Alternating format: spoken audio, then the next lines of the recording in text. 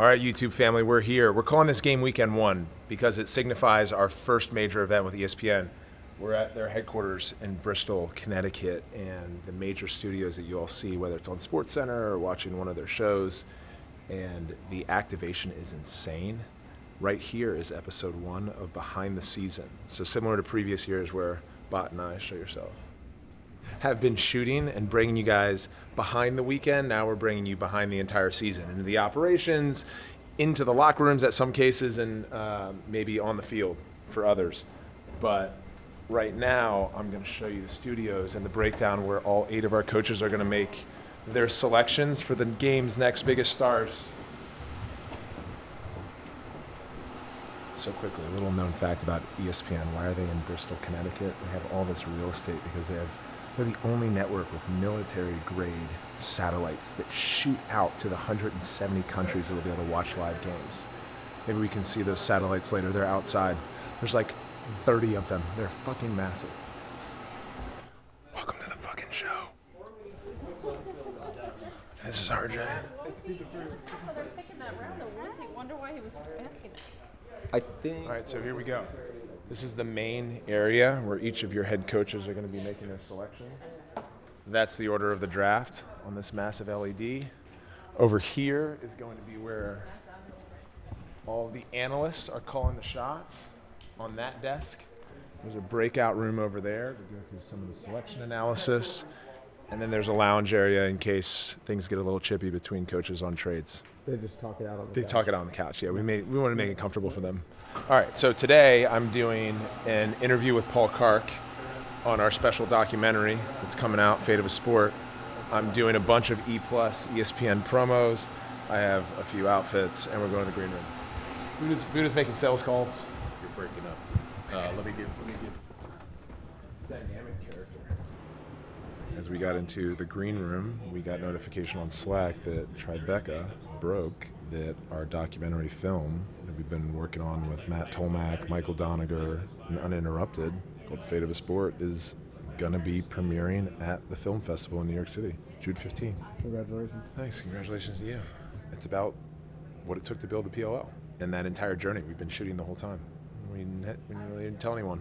Nope. I thought it's been a vlog. It's not a vlog. It's a movie. It's never been a vlog. The vlog's just the outtakes of the doc. The vlog is all the good shit. The film is all the bad shit. Yeah. You're going to stand where that light is on you. Stream your favorite PLL teams and players all season long. I'll be there.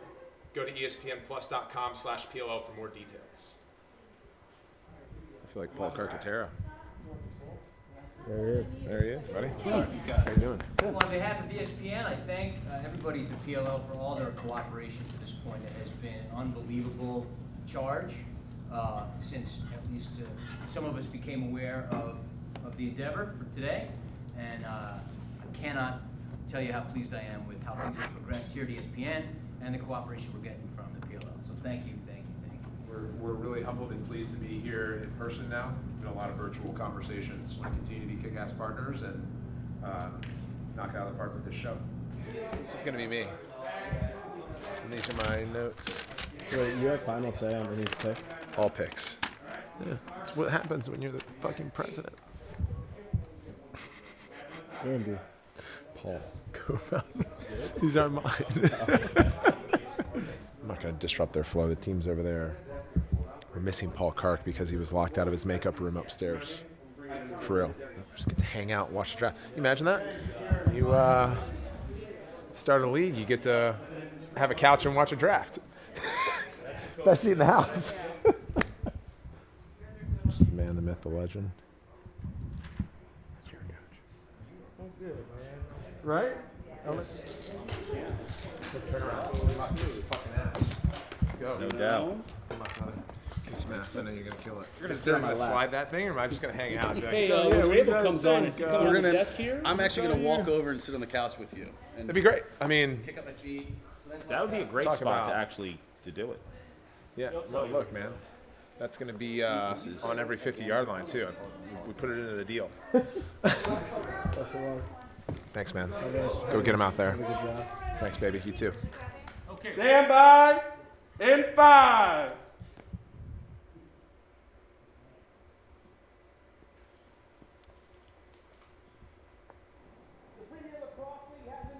It's right here on ESPN. Over the summer, we're going to showcase the greatest lacrosse players in the world. 8 teams, 47 games, all across ESPN, ESPN2, streaming on ESPN Plus and on ABC as well. But before we get to the games, we got to have a draft. All 8 coaches from the PLL teams, they're here tonight, stockpiling talent they hope will lead them to a title come September. The 2022 PLL College Draft, fueled by Gatorade, starts right now.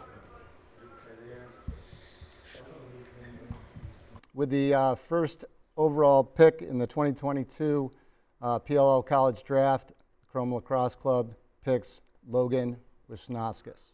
No messing around. I'm getting my close defenseman Kennedy, and then now I'm going to take the next best short stick defensive midfield. And Paul Rabil can only dream of being able to shave the rest of that beard and just leave that mustache behind. You can't leave the beard behind, though. You got to keep that, don't you? I'm going to keep it. It's part of the signature. So what do you think of the first round? We just completed 8 picks and a few surprises here and there. Are you surprised that Chris Gray didn't go first overall? Yeah, I was surprised. But let me just say, you guys are doing an amazing job right now. Having Ryan Boyle and Paul Carcaterra is like Atlas having Chris Gray and Jeff Teague.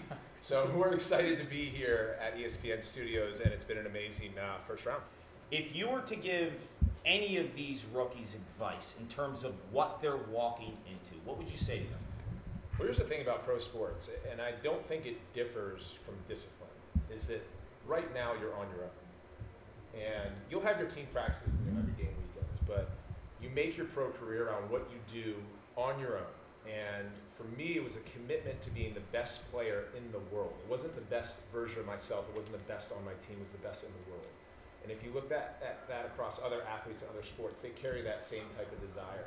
And that's the workouts that you put in. It's the team you're surrounding yourself with at home and how you're thinking about longevity. We don't talk enough in pro sports about the next year, the next 4 years, the next 10 or 15. You got to think like you're an NFL quarterback, and how can you play at your best as soon as possible for as long as you can. Atlas making another pick. I'd like to propose a trade. A trade being proposed the first time during this draft. So here's how it's going to work. He's proposing a trade. The trade has to go through the mindset. Paul Rabil, the president of the league, Rachel DeCecco, who's head of lacrosse.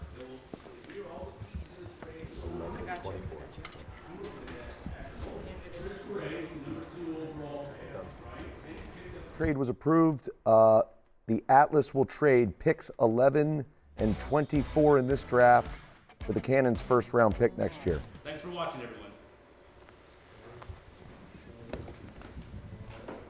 Okay, we're off.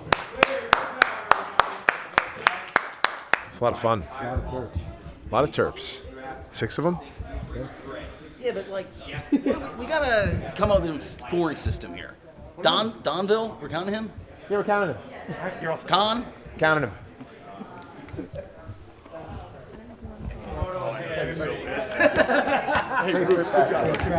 Yeah, absolutely, man. A little after 10. What a great night. And we're going to wake up tomorrow morning early. I didn't tell you we have a meeting here at 9 a.m., but you could probably stay back at the hotel and meet me here, because then we have a SportsCenter hit. See you then. Did you buy the shoes before the sweater or the sweater After. Okay. I bought this sweater like 6 months ago. Then you bought the shoes specifically for it? No. But the socks. Okay. You know, here's the thing. I'm working on getting an official stylist set up for the PLL and a couple of fashion houses in addition to some of our existing partners like Champion and Vineyard Vines. And I want our players to look fucking great when they're coming into games. And you may think this looks stupid, but I'd say you don't have a sense of fashion. Is that what you're going to tell the anchors? If they comment, well, if they have a sense of fashion, they probably will compliment. If they make a joke about it, then they don't have a sense of fashion. This is like taking canvas off of the wall of the Whitney in downtown New York. It's as heavy as a canvas, too. We almost have every PLL team represented on the sweater. That was the reason. You've got Chrome, Redwoods, PLL itself, Atlas. That's Cannons. Cannons. Yeah. Cannons are all throughout, right? You just don't have purple. That's the only thing. For the dogs. You know, you get a couple minutes on the desk, you might as well take everyone's attention, hog the airtime. Yep. You know, when I was on... You know, if you don't stop talking, they can't go to break. That's what happened with the Today Show in 2020, you remember? And then they only asked me one question, and the segment ended, and I go, fuck, they didn't ask me the other questions. And I go, well, you talked for 5 minutes. And I felt really shitty about it. And afterwards, I got a text from an investor, and he told me, hey, can't take the last shot if you don't have the ball. Which I think there's some truth to that. Like sometimes what I'll do is just write out what I would ideally say. It never goes that way, but it's helpful for me to process it that way. Oh my God, it was so good. Hello. Hello. How are you? Do you know Matt Berry? Hey, how are you? Hey, good to meet you. Pleasure. What's up? I don't want to kill myself. Hi. Thank you. Good to see you. Hello to the Premier Lacrosse League. Joining forces with ESPN this year, the PLL draft was on ESPNU last night, and now we are vamping up for the season with a schedule that includes 12 games on ESPN linear platforms. That's ABC, 3 on ABC, 3 on ESPN, 6 on ESPN2, and all 47 games streaming live on ESPN+. That is a record. That is the most in PLL history, and we have the man responsible for all of this madness. This is Paul Rabil. He is the co-founder of the Premier Lacrosse League. But I'm going to tell everybody who doesn't already know, many people do, you're so much more than just the co-founder of the PLL. You actually played in the league you founded, which is tremendous, and still arguably the biggest name in the sport. So welcome to the SportsCenter studios. Welcome to our home. It's so cool, your story, because you've gone from being a little kid loving lacrosse, playing lacrosse, to a star player at Johns Hopkins, professionally, and co-founding the PLL. Now getting it to a platform like this, ESPN. I need to know your why. What is the why behind all this for you? Because this is big. Sage, I knew you were going to go deep to start. And also, you left off that I was sort of the Jackie Moon, given that I was playing and operating the league, which was not easy and largely why I retired. But my why, it goes beyond the business. There's a huge opportunity with lacrosse and what we've seen happen in MMA and soccer and F1 in the U.S. But I fell in love with the game when I was 12 years old, and my neighbor gave me his backup stick, and I had the opportunity to play something and then learn about it. And it's the oldest sport in North America. It's an indigenous game. It's played in 70 countries around the world. And at the women's level in college sports, it's the fastest growing. So there's all of this attributes to the game that I don't think people know. And when I was playing professionally for 10 years in the former league, I worked my ass off to get to where I was. And I was under-resourced, underwaged, and it was hard to watch a game. And I don't think whether you're a basketball player, football player, tennis, golfer, when you're in that place, it's hard. And that's what motivated us to start the PLL. We wanted to change that. We wanted to bring back the reputation of a game that I think is beautiful in the way that it's played on the field and the way that it is now distributed here at ESPN. You said the oldest sport in North America. I don't think I knew that. Yeah, it's created by the indigenous people of the Haudenosaunee, which many know as the Iroquois Confederacy. And the greatest player in the world right now is Lyle Thompson. He lives in the Six Nations. See, I'm learning more and more about this. I had no idea. I read that, and you mentioned UFC and MMA. Yeah. I read that you want to do that for the game of lacrosse. So what's it going to take? What does it take to get to that level? Well, it takes sitting down at this desk with you and building partnerships like we have with the Wild World of Sports and ESPN. And there were simple fundamentals, right? We needed to get the game on TV. We needed to be kind of innovative across streaming and have a big presence across social and bring in new sponsors, all of which we've done. And then grow. So expand our schedule, add more teams, and humanize the athletes.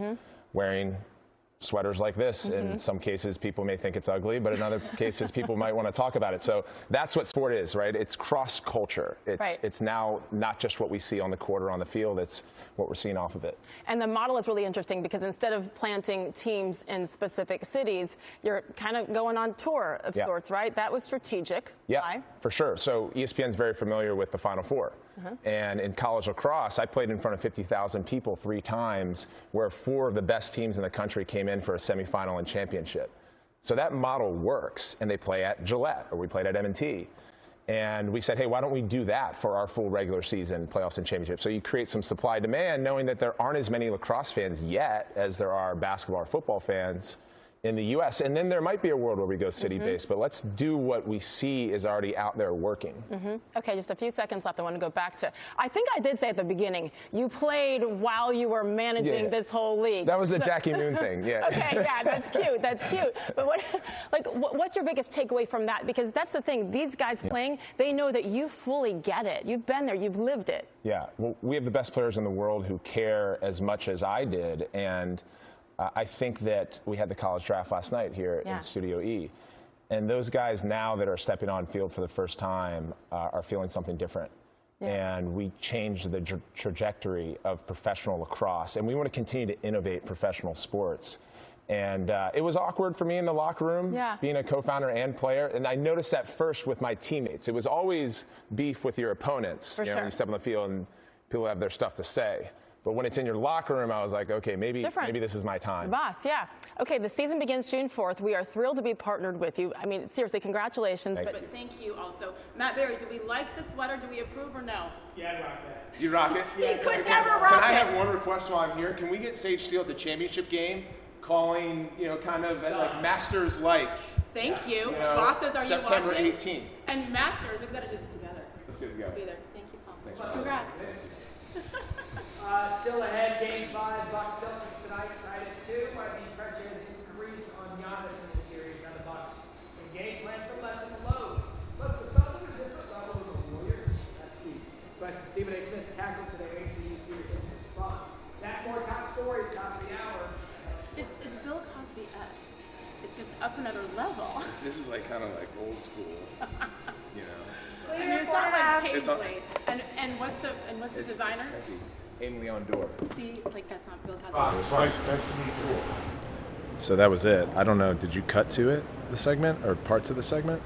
Yeah, probably the whole segment. The whole segment? I mean, and this is on our YouTube channel, Behind the Season, Episode 1, and we can carry it as long as we want. Sure. 20 minutes, 25 minutes. I don't know. Maybe this is 14. Maybe it's under. You got some time? Get the sweater?